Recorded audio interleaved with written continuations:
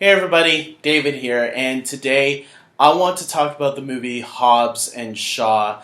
This is the first Fast and the Furious spin-off, maybe the only spin-off that needs to be made, because, look, I don't think any other characters are as charismatic as Hobbs and Shaw, played by Dwayne "The Rock" Johnson and Jason Statham. I thought they were some of the best stuff in the last couple of Fast and the Furious films, and to see them get their own movies, I was like, okay, this is cool. I'm interested in it. And then when Idris Elba was cast as the villain, I got even more interested because I love Idris Elba as an actor. I think he can play practically everything, including a cat.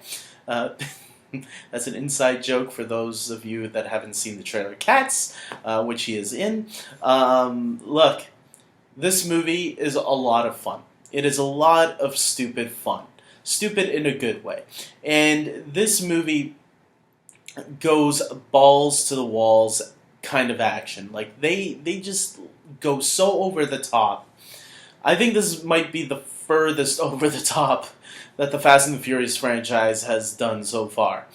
But it's so good. It's so fun that I just had a good time throughout this entire film.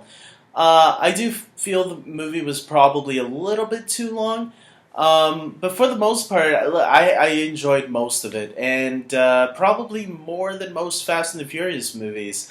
I'm gonna say it. I really became a fan of the franchise sometime after Paul Walker had passed away. I went back and binged all the Fast and the Furious movies up to that point. And it was Fast and the Furious 4 that really caught my attention while doing that binge watch. And then Fast 5 is where it really hit when Dwayne "The Rock" Johnson was introduced.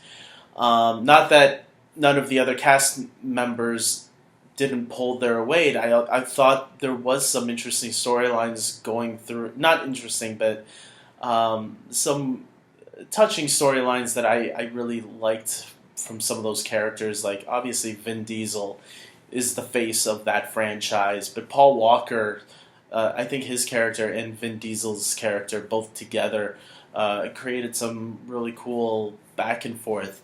And now we get Jason Statham teaming up with The Rock. That's kind of an all-new franchise being born here. We kind of had them, specifically more so in the last movie, where they were forced to team up together. Now we get a whole movie with that, and it's just so good. Idris Elba, as I said before, is amazing as the villain.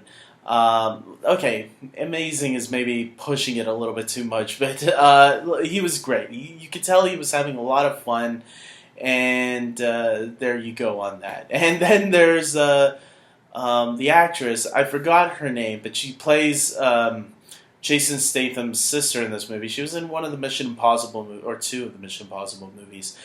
She was really badass in this film. I really liked her, and look.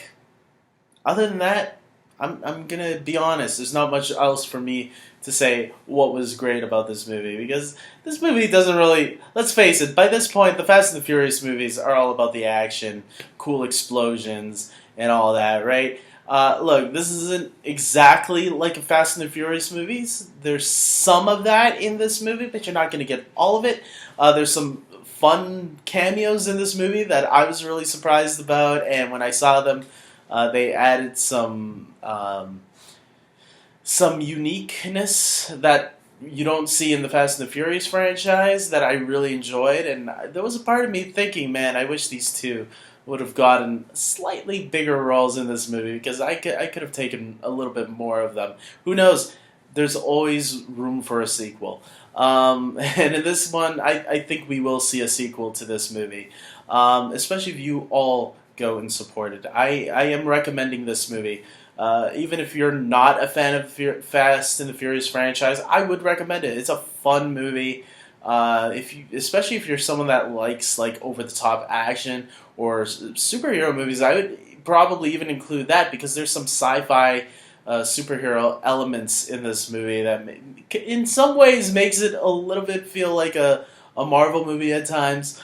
Not too much, but I, not as smart as a Marvel movie, but it plays in the sandbox where it's like, just go with us and you'll have a good time. And yeah, with that, I give this movie an 8 out of 10. I had that much fun with this movie. This movie was better than most movies I've seen this year. I'm going to be honest. And there's been some really good movies this year that I really enjoyed, some that I really loved. And there's been a couple so far that were either okay or they really let me down. And I'll leave it at that. And look, with that being said, I hope you guys check out this movie because I'm looking forward to a sequel to this one. Stay after the credits. There are maybe 2 post-credit scenes. Not all the way towards the end, but before there's some during the first half of the credits. I'll say that. With that being said, I hope you guys like this video. Please subscribe to my channel. If you've seen Hobbs and Shaw already, don't be afraid to comment below and tell me your thoughts on it. I'm always looking forward to other people's thoughts on films. Sometimes people might disagree with me and say this movie was terrible, and I'm okay with that. And sometimes people will agree with me, and that's always cool. And you know, sometimes there's things maybe I didn't mention that maybe I should have mentioned, and maybe people can mention it in the comment section below. So that's what this film community is for film fans to get engaged and talk about the movies we really enjoy or the movies we don't enjoy, because opinions. So with that being said, until next time, everybody, take care.